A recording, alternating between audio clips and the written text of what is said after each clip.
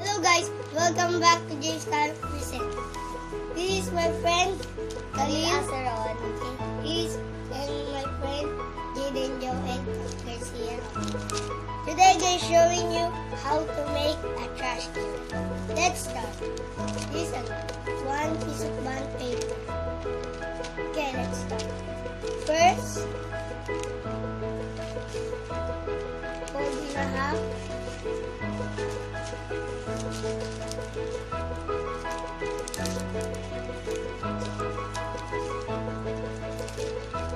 Like this. Second, fold Fold the little triangle.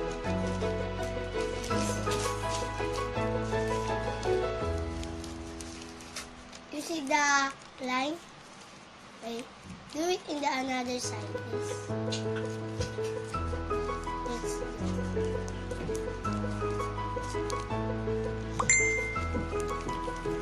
You should have a cross mark.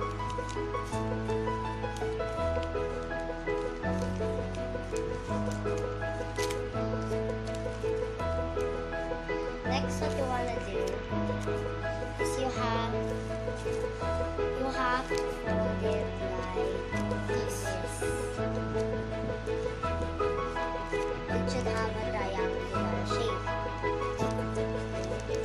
It should have a triangular shape. See that? Next, guys, you have to fold it on the other side. So you have two triangles. Like this.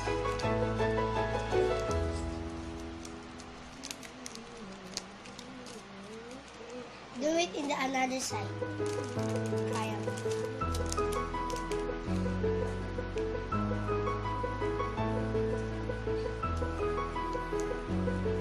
When you finish folding like a triangle, it should be like an arrow.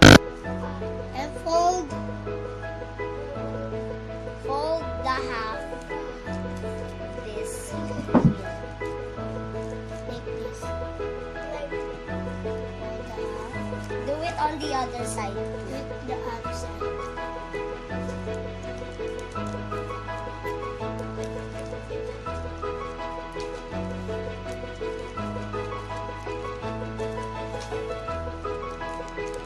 What you wanna do now is you have this, and then you fold it, the triangle going backwards.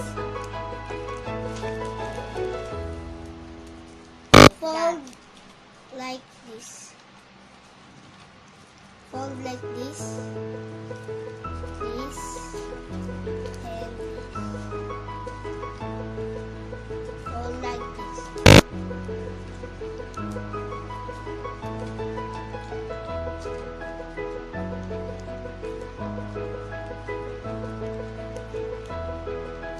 You see the little pocket here? See the little pocket? This the pocket. Little. This the pocket. And shoot the triangle in the pocket. Do it in the another side.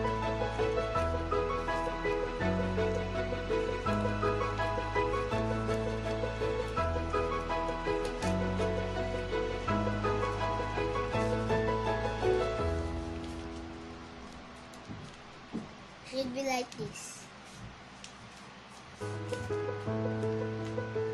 When you finish, fold it again. Like a triangle. Triangle. And fold like this. I did it now. Your trash gear is ready. Thank you for watching. Please leave a comment and subscribe. Bye Subscribe guys. to my channel too. Bye.